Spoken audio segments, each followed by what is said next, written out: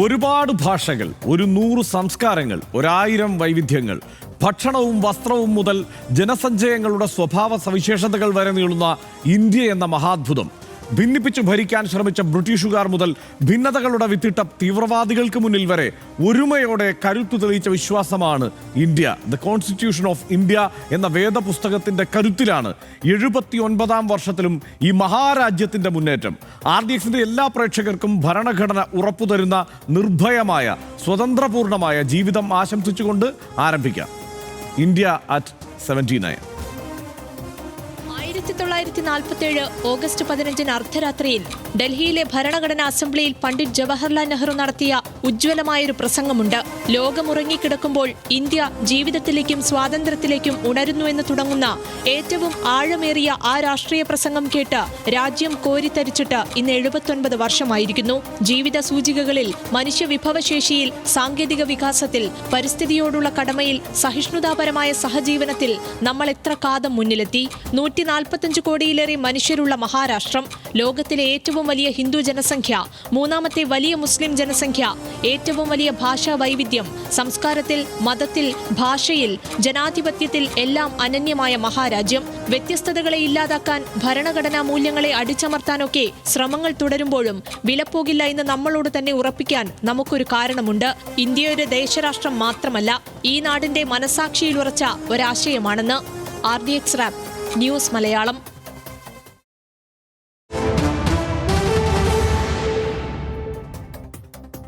മനീഷ്, ഇതിപ്പോൾ നമ്മൾ വേറെ ഡേറ്റാ ഷീറ്റിലേക്കൊന്നും പോകുന്നില്ല. ഇന്ത്യ 79 വർഷം സ്വതന്ത്ര രാജ്യമായി പിന്നിട്ടിരിക്കുന്നു. അതൊരു മഹാത്ഭുതമാണ്. ഇന്ത്യയെ സംബന്ധിച്ചിടത്തോളം ഇതിൻ്റെ ഭൂമിശാസ്ത്രപരമായ പ്രത്യേകതകൾ, ഇതിൻ്റെ വൈവിധ്യങ്ങൾ, ഇതെല്ലാം വെച്ച് നോക്കുമ്പോൾ ഒരു രാഷ്ട്രം എന്ന നിലയിൽ ഇത് അതിജീവിക്കില്ല എന്ന് തന്നെയായിരുന്നു ബ്രിട്ടീഷുകാരും കരുതിയിരുന്നത്. ആ നിലയ്ക്ക് ഏതാണ്ട് ഇതൊരു 3-4 വർഷത്തിനുള്ളിൽ തകർന്നു പോകും എന്നുള്ള പ്രതീക്ഷയിലായിരുന്നു ഇവരെല്ലാവരും. ലോകം 7 വർഷത്തിനുള്ളിൽ ഈ ഇന്ത്യ തകരുന്നത് കാത്തിരുന്നു. പക്ഷെ അവിടെ നിന്ന് ഇന്ത്യ അതിജീവിച്ച് 79 വർഷം പിന്നിടുന്നു. എങ്ങനെയാണ് തോന്നുന്നത്? നിശ്ചയമായിട്ടും ഇതിനകത്ത് ഈ നമ്മൾ ചെറുപ്പത്തിലൊക്കെ സ്വാതന്ത്ര്യദിനം എന്നുള്ളത് വളരെ സന്തോഷമുള്ളൊരു ദിവസം എന്നല്ലാതെ നമ്മളങ്ങനെ വലിയ രാജ്യസ്നേഹ വിജൃംഭിതരായിട്ടൊന്നും നടക്കാറില്ല. പക്ഷേ നമുക്ക് പ്രായം കൂടുമ്പോൾ നമ്മൾക്ക് അഭിമാനബോധം കൂടുന്നതാണ് എൻ്റെ ഒരു അനുഭവം. എനിക്ക് ഇന്നൊക്കെ വളരെ വലിയ സന്തോഷമാണ് തോന്നിയത്. നമ്മുടെ ഇത്രയും വലിയൊരു മഹാരാജ്യത്തിൻ്റെ പ്രജകളായിട്ട് ജീവിക്കുകയാണല്ലോ എന്നത് വളരെ വലിയ സന്തോഷകരം ആയിട്ടുള്ള കാര്യമായിട്ട് എനിക്ക് തോന്നി. അതിൻ്റെ പ്രധാനപ്പെട്ട കാര്യം ഇപ്പോൾ 79ാം വർഷം, 79 വർഷം പഴക്കമുള്ളൊരു മഹാരാജ്യം, അതിനകത്തെ പൗരനായിട്ട് നമ്മൾ ജീവിക്കുന്നു. ഈ സ്വാതന്ത്ര്യ പരിപാടികളൊക്കെ ടി വിയിലും പുറത്തുമൊക്കെ കാണുമ്പോൾ എന്തൊരു മനോഹരമായ അനുഭവമാണത് എന്ന് ആവർത്തിച്ച് വരും. നമ്മൾ ഹർഷൻ നേരത്തെ പറഞ്ഞതുപോലെ ഒരുപാട് ഭാഷകൾ, ഒരുപാട് വൈചിത്ര്യങ്ങൾ, പലതരത്തിലുള്ള മനുഷ്യർ, ഭൂമിശാസ്ത്രപരമായിട്ട് യാതൊരു പലതരത്തിലുള്ള വ്യത്യസ്തതകൾ കിടക്കുക. 22 ഭാഷകൾ ഔദ്യോഗിക ഭാഷകളായിട്ട് തന്നെയുണ്ട്. പക്ഷേ എത്രയോ ചെറിയിട്ട് 10-100 കണക്കിന് ഭാഷകൾ യഥാർത്ഥത്തിൽ രാജ്യത്താകെയുണ്ട്.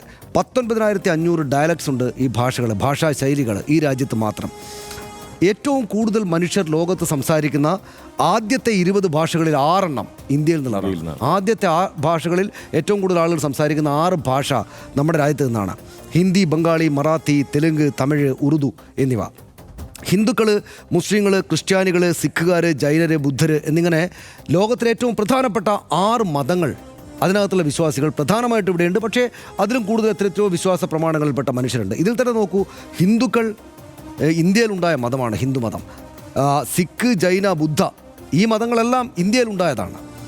മുസ്ലിങ്ങളാണെങ്കിൽ ഈ പറയുന്ന പോലെ ലോകത്ത് തന്നെ മുസ്ലിം ജനസംഖ്യ ഉള്ളതിൽ ഏറ്റവും വലിയ 2ാമത്തെ രാജ്യമാണ് ഇന്ത്യ. അങ്ങനെ ഏത് നിലക്ക് നോക്കിയാലും എന്തൊരു വലിയ രാജ്യമാണ് എന്ന അഭിമാനം നമുക്കുണ്ടാകും. ഇവരെല്ലാവരും കൂടെ എങ്ങനെ ജീവിക്കുകയാണ്, ഇവരെല്ലാവരും കൂടെ ഒരു രാജ്യമായിട്ട് അങ്ങ് ജീവിക്കുകയാണ്. ഒരാൾ പോലും, ഹർഷൻ നേരത്തെ പറഞ്ഞല്ലോ, ഒരാൾ പോലും ബ്രിട്ടീഷുകാർ വിചാരിച്ചിരുന്നില്ല ഈ രാജ്യം ഒറ്റക്കൊന്നിച്ചങ്ങ് പോകും എന്ന്. അവരിവിടെ ഭരിക്കാനായിട്ട് വരുമ്പോൾ അവർ കരുതിയിരുന്ന 1000 വർഷം ഏറ്റവും ചുരുങ്ങിയത് ഞങ്ങൾ ഈ പ്രദേശം ഭരിക്കുമെന്നാണ്. പക്ഷേ അവർക്ക് 100-300 കൊല്ലം കൊണ്ട് ഇറങ്ങി പോകേണ്ടതായിട്ട് വന്നു.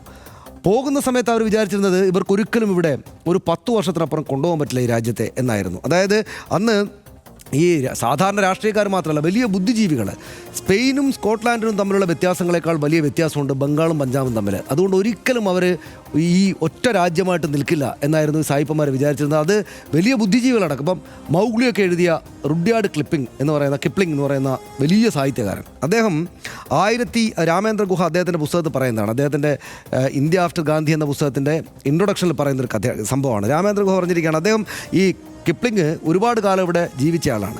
ഇവിടെ വെച്ച് മൗഗ്ലിയും അതുപോലെ ഇന്ത്യൻ കഥകളാണ് ഒരുപാട് എഴുതിയിട്ടുള്ളത്. അദ്ദേഹം 1891 ഓസ്ട്രേലിയയിൽ വെച്ചിട്ട് ഒരു മാധ്യമപ്രവർത്തകൻ ചോദിച്ചു, ഇതിപ്പോൾ ഇന്ത്യയിൽ വലിയ പ്രശ്നങ്ങളൊക്കെ നടക്കുകയാണല്ലോ, നിങ്ങൾ കുറേ കഴിഞ്ഞാൽ ഉപേക്ഷിച്ച് പോയിട്ട് അവർക്ക് സ്വയംഭരണം കൊടുക്കേണ്ടി വരുമല്ലോ എന്ന് വെച്ചപ്പോൾ അപ്പം തന്നെ അദ്ദേഹം മറുപടി പറഞ്ഞു. എന്താണ്? Oh no, they are 4000 years old there, much too old to learn that business. Law and order is what they want and we are there to give to them. എന്ന് വെച്ചാൽ അദ്ദേഹം പറഞ്ഞിരിക്കുകയാണ്, 4000 വർഷം പഴകിയ ആളുകളാണ് അവർ. അവർക്ക് ഈ പരിപാടി പറ്റില്ല, അവർക്ക് ഭരിക്കാൻ പറ്റില്ല, അറിയില്ല. അവർക്ക് ലോ ആൻഡ് ഓർഡർ ഞങ്ങളാണ് കൊടുക്കുന്നത്, അത് ഞങ്ങൾ തന്നെ കൊടുത്തോളൂ. എന്ന് വെച്ചാൽ ഇവിടെ ഈ പരിപാടി ഇവർക്ക് നടക്കില്ല, ഇന്ത്യ നിൽക്കില്ല. ഇന്ത്യ ഇത്രമാത്രം ഭാഷാ വൈവിധ്യങ്ങളും മതവൈവിധ്യവും ഉള്ളതുകൊണ്ട് ചെതറിത്തെറിച്ചു പോകുമെന്നാണ് ഈ സായിപ്പന്മാരെല്ലാം വിചാരിച്ചെങ്കിൽ അവരുടെ രാജ്യത്തെ അമ്പരപ്പിച്ചുകൊണ്ട് ഈ രാജ്യം എപ്പോഴും നിലനിൽക്കുകയാണ്. 79 വർഷമായിട്ട് നിൽക്കുകയാണ്. ഈ പറയുന്ന സകലമാന വൈജാത്യങ്ങൾക്കിടയിലും നാനാത്വത്തിൽ ഏകത്വം എന്ന നമ്മുടെ ആദ്യകാലത്തെ ആളുകൾ പറഞ്ഞിട്ട് അതിനെതിരായിട്ട് പലതരത്തിലുള്ള വെല്ലുവിളികൾ വന്നു, രാഷ്ട്രീയമായിട്ട് പലരും മുന്നോട്ട് വന്നു. പക്ഷേ നാനാത്വത്തിൽ ഏകത്വം എന്ന ആ പ്രയോഗത്തെ അന്വർത്ഥമാക്കുന്നപ്പോഴേ ഈ രാജ്യത്തെ മുഴുവൻ ആളുകളും ഇത്രയും കാലമായിട്ട് നിന്നു. 79 വർഷം. അപ്പോൾ എനിക്ക് തോന്നുന്നു അങ്ങേയറ്റം അഭിമാനത്തോടു കൂടിയിട്ട് നമ്മൾ കടന്നു പോകേണ്ടുന്നൊരു ദിവസമാണ് ഈ സ്വാതന്ത്ര്യ ദിനം. നമ്മൾ അങ്ങേയറ്റം ആദരവോടെ ഈ സ്വാതന്ത്ര്യം നമുക്ക് പ്രാപ്തമാക്കി തന്ന നമ്മുടെ മുൻഗാമികളെ സ്മരിക്കുകയും വേണം എന്നാണ് ഞാൻ വിചാരിക്കുന്നത്. തീർച്ചയായും അതങ്ങനെ തന്നെയാണ്. അതിൽ എനിക്ക് തോന്നുന്നത് സനീഷി പറഞ്ഞു നിർത്തിയതിൽ നിന്ന് തുടങ്ങാം. അതായത് നമ്മൾ മുമ്പും പറഞ്ഞിട്ടുണ്ട് ഇവിടെ 1930 ഈ ഇന്ത്യ എത്ര കാലം കൂടി ഭരിക്കാം ബ്രിട്ടീഷുകാർക്ക് എന്നത് പരിശോധിക്കാൻ വേണ്ടിയിട്ട് സ്കോട്ട്ലൻഡ് യാർഡിനെ ഇവിടേക്ക് കൊണ്ടുവന്നു. അവരുടെ ചാരന്മാർ ഇന്ത്യ മുഴുവൻ പരിശോധിച്ചു, എത്ര കാലം അവർക്കിവിടെ ഭരിക്കാൻ കഴിയും, ഇനി തുടർന്നങ്ങോട്ട് കോളനിയായി ഇത് കൊണ്ടു നടക്കാൻ കഴിയുമെന്ന്. അങ്ങനെ നോക്കിയപ്പോൾ 2050 വരെ അവർക്ക് മുന്നോട്ട് കൊണ്ടുപോകുന്നതിന് ഒരു തടസ്സവുമില്ല എന്നാണ് അന്ന് സ്കോട്ട്ലൻഡ് യാർഡ് കണ്ടെത്തിയത്. 2050 എന്ന് പറഞ്ഞാൽ നമ്മൾ എത്തിയിട്ടില്ല 2050 ഇപ്പോഴൊക്കെ നമ്മൾ കോളനിയെ ആയി കഴിയേണ്ട ജനതയാണ്. അവിടെയാണ് 47 ഇന്ത്യക്ക് സ്വാതന്ത്ര്യം കിട്ടുന്നത്.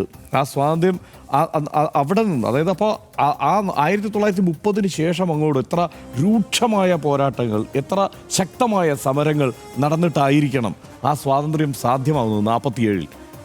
അതായത് 17 വർഷം കഴിയുമ്പോഴത്തേക്ക് സ്വാതന്ത്ര്യം കിട്ടുകയാണ്. 2050 വരെ ഭരിക്കാമെന്ന് സ്കോട്ട്ലൻഡ് യാർഡ് പറഞ്ഞതാണ്. പക്ഷേ 17 വർഷം കഴിഞ്ഞപ്പോഴേക്ക് സ്വാതന്ത്ര്യം കിട്ടുകയാണ്. അപ്പോൾ ആ പോരാട്ടമാണ് ആ അവസാന ഘട്ടത്തിൽ, അതായത് 47 തൊട്ട് മുമ്പുള്ള 30-നും 47-നും ഇടയ്ക്കുള്ള ആ കാലഘട്ടം. അത് 30 ചിലപ്പോൾ എനിക്ക് തോന്നുന്നു അതിന് മുമ്പായിരിക്കും. അതായത് ഈ ഭഗത് സിംഗിൻ്റെയൊക്കെ ഒരു തീവ്രമായ പോരാട്ടം ഒക്കെ തുടങ്ങുന്ന 20-കൾ തുടങ്ങി ആ ശക്തമായ പോരാട്ടം അങ്ങനെ നിൽക്കുന്നുണ്ട്. അതിൻ്റെ ഒടുവിൽ സ്വാതന്ത്ര്യത്തിലേക്ക് നമ്മൾ എത്തുന്നുണ്ട്. അതിൽ 2 തരത്തിൽ ഇതിനെ ആലോചിക്കാം. ഈ കോളനി വാഴ്ച എന്നുള്ളത് രാജ്യം എന്ന നിലയ്ക്ക് രൂപപ്പെടാൻ ഇന്ത്യക്ക് പ്രയോജനം ചെയ്തു. കാരണം അതിനു മുമ്പ് 560 നാട്ടുരാജ്യങ്ങളായി നിലനിന്ന ഒരു സംവിധാനം മാത്രമാണിത്. ഒരു കാലത്തും ഇന്ത്യ എന്നത് ഈ മിത്തുകളിലല്ലാതെ ഈ അഖണ്ഡ ഭാരത് എന്നുള്ള ഒരു സാധനം ഉണ്ടായിട്ടില്ലല്ലോ. ചരിത്രത്തിലില്ല, അങ്ങനെ മിത്തുകളിലുണ്ട്, ചരിത്രത്തിലില്ല. പക്ഷേ അങ്ങനെ ഒരു സംഗതി രൂപപ്പെടാൻ കാരണമായി. കാരണം സാംസ്കാരികമായി വിശ്വാസപരമായി ഒക്കെ ചേർന്ന് നിൽക്കുന്ന ധാരാളം ഘടകങ്ങളുണ്ടായിരുന്നു. ഭാഷാപരമായി ഇതിന് സമാന്തരമായി വ്യത്യസ്തങ്ങളായ ഭാഷകൾ നിലനിൽക്കുമ്പോഴും ഒരു പ്രാകൃതവും സംസ്കൃതവും ഒക്കെ പല വഴിക്ക്, ഇങ്ങനെ തമിഴുമൊക്കെ പല വഴിക്ക് സഞ്ചരിച്ച് സാംസ്കാരികമായി ഒരു ഐക്യപ്പെടൽ പലതരത്തിൽ ഉണ്ടായിട്ടുണ്ട്. അത് പല പടയോട്ടങ്ങളൊക്കെ അതിന് കാരണമായിട്ടുണ്ട്. അപ്പോൾ അങ്ങനെയുള്ള ഒരു സംവിധാനത്തെ ഒരു രാഷ്ട്ര രൂപത്തിൽ 47 നമുക്ക് കയ്യിലേക്ക് കിട്ടുകയാണ്.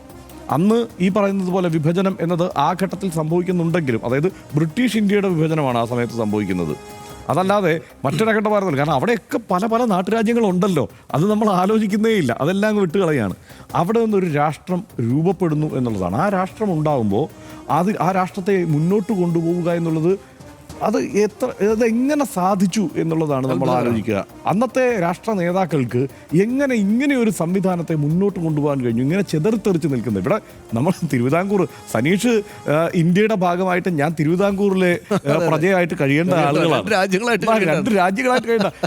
അന്നത്തെ സ്വാതന്ത്ര്യം കിട്ടുന്ന കാലത്ത് ഇവർ ആലോചിച്ച മട്ടിലൊക്കെ കാര്യങ്ങൾ നടന്നിരുന്നെങ്കിൽ ഇവിടുന്ന് ഞങ്ങൾ തിരുവിതാംകൂറിൽ നിന്ന് ഞങ്ങൾ തോറിയം റൂസ്വെൽറ്റിൽ കയറ്റി അയച്ചിട്ട് അവിടെയാണ് അണുവായുധം ഉണ്ടാക്കാൻ സഹായം കൊടുത്തിട്ട്, അതെ, പാസ്പോർട്ട് എടുത്ത് യാത്ര ചെയ്യേണ്ടി വന്നില്ല. ഞങ്ങളങ്ങനെ വേറെ UK-യുമായിട്ട് ഡയറക്റ്റ് കണക്ഷൻ ഉള്ള ഒരു ഹിന്ദു രാഷ്ട്രമായി ഞങ്ങൾ തിരുവിതാംകൂർ നിലനിന്നേനെ. അത് മാറിപ്പോയി. അതായത് അതിനെയൊക്കെ പിടിച്ചു നിർത്തുന്നത് ഈ സർദാർ വല്ലഭഭായ് പട്ടേലിനെ പോലെ, ജവഹർലാൽ നെഹ്റുവിനെ പോലെ ഗംഭീരരായ നേതാക്കന്മാരല്ലേ ഇതിനെയെല്ലാം പിടിച്ചു നിർത്തിയത്, അങ്ങനെ കൊണ്ടുപോയത്. അങ്ങനെ ഒരു രാഷ്ട്രം എന്തിനെയെല്ലാം അതിജീവിച്ചു. എന്നിട്ട് ഞാൻ ജനിക്കുന്നത്, എനിക്ക് തോന്നുന്നത് ഈ സ്വാതന്ത്ര്യം കിട്ടി 32 വർഷം കഴിഞ്ഞിട്ടായിരിക്കും. അതായത് അങ്ങനെ നോക്കിയാൽ സ്വാതന്ത്ര്യം കിട്ടിയതിന് ശേഷം സ്വാതന്ത്ര്യത്തോടടുത്താണ് നമ്മൾ ജനിച്ചിട്ടുള്ളത് എന്ന് പറയാം. അപ്പോൾ അങ്ങനെ ആ കാലത്ത് ഉള്ള ഓർമ്മകളിൽ, അതിനുശേഷമുള്ള എൻ്റെ ചെറിയ ഓർമ്മകളിൽ പോലും USA എന്നെഴുതിയ ഈ ഭക്ഷണപ്പൊതികൾ, നമ്മളിപ്പോൾ ആഫ്രിക്കയിലും മറ്റു പല രാജ്യങ്ങളിലും ഒക്കെ ഈ ഭക്ഷണപ്പൊതി വിതരണം ചെയ്യുന്നത് കാണുന്നുണ്ടല്ലോ. വലിയ ദുരന്തം നിലനിൽക്കുന്ന, ദാരിദ്ര്യം നിലനിൽക്കുന്ന സ്ഥലത്തൊക്കെ ഈ വിതരണം ചെയ്യുന്ന ഭക്ഷണപ്പൊതികൾ ഈ നാട്ടിലും വന്ന് വീണിരുന്നു എന്നുള്ളത് ഓർക്കണം. അതായത് വളരെ കുറച്ച് കാലം മുമ്പാണ്. നമ്മളൊക്കെ ഇപ്പോഴും യുവാക്കൾ തന്നെയാണല്ലോ. അപ്പോൾ അതായത് ആ കാലത്ത് നമ്മൾ കണ്ടിട്ടുണ്ട്. അവിടെ നിന്നൊക്കെ ഈ രാഷ്ട്രത്തെ പിടിച്ച് മുന്നോട്ട് കൊണ്ടുവന്നവരുണ്ടല്ലോ, ഗംഭീരത തന്നെയാണ്. കാരണം ഈ രാജ്യം എന്ന് പറയുന്നത് ഇപ്പോൾ ഏത് രാജ്യത്തോടും ഇടിച്ചു നിൽക്കാൻ പാകത്തിനുള്ള പ്രാപ്തിയുള്ള ഒരു വലിയ രാജ്യമായി മാറി. നമ്മുടെ പ്രധാനമന്ത്രിക്ക് ഏത് രാജ്യത്ത് പോയാലും ഏറ്റവും മുന്നിലൊരു കസേരയുണ്ട്. എങ്ങനെ കിട്ടുന്നതാണ്? അദ്ദേഹത്തിന് മാത്രമായിട്ട് കിട്ടുന്നതല്ല. അത് ഈ ചരിത്രം, ഇന്ത്യയുടെ വലിയ ചരിത്രം ഉണ്ടായി കൊടുത്തതാണ്. ലോകത്തിലെ ഏത് രാഷ്ട്രത്തിൽ ചെന്നാലും അവിടുത്തെ ഏറ്റവും പ്രധാനപ്പെട്ട ആള് നമ്മുടെ പ്രധാനമന്ത്രിക്ക് കൈ കൊടുക്കും. നമ്മുടെ ഏറ്റവും പ്രധാനപ്പെട്ട ഒരു സ്ഥലത്ത് നമ്മുടെ പ്രധാനമന്ത്രി ഇരുത്തും. അത് ഈ രാജ്യം മഹത്തരമായിട്ട് ഈ പിൻഗാമികൾ നയിച്ചത് കൊണ്ടാണ് എന്ന് നമ്മൾ ഓർക്കണം. അതാണ് 47-ലും 48-ലും 62-ലും 65-ലും 71-ലും 99-ലും വലിയ യുദ്ധം ചെയ്തവരാണ് നമ്മൾ. യുദ്ധം ചെയ്യുക എന്ന് പറയുന്നത്, ഒരു രാഷ്ട്രം എന്നുള്ള നിലയ്ക്ക് വലിയ യുദ്ധങ്ങളിൽ ഏർപ്പെടുക എന്ന് പറയുന്നത് ഇങ്ങനെ കഷ്ടപ്പെട്ട് മുന്നോട്ട് പോകുന്ന ഒരു രാഷ്ട്രത്തെ സംബന്ധിച്ചിടത്തോളം അതിനെ തകർക്കാൻ പോകുന്ന സംഗതിയാണ്. അവിടെ നമ്മൾ പിടിച്ചു നിന്നു. യുദ്ധപരാജയമൊക്കെ ഉണ്ടായിട്ടുണ്ട് ഇന്ത്യക്ക്. ചൈനയുമായിട്ടുള്ള യുദ്ധത്തിൽ അത് ഒക്കെ സംഭവിച്ചിട്ടുണ്ട്. പക്ഷേ ആ പരാജയങ്ങളിൽ നിന്ന് കൂടി അതിജീവിച്ച് മുന്നോട്ട് പോകാൻ പറ്റി. ഇപ്പോൾ ഒരു ആണവ ശക്തിയാണ് ഇന്ത്യ.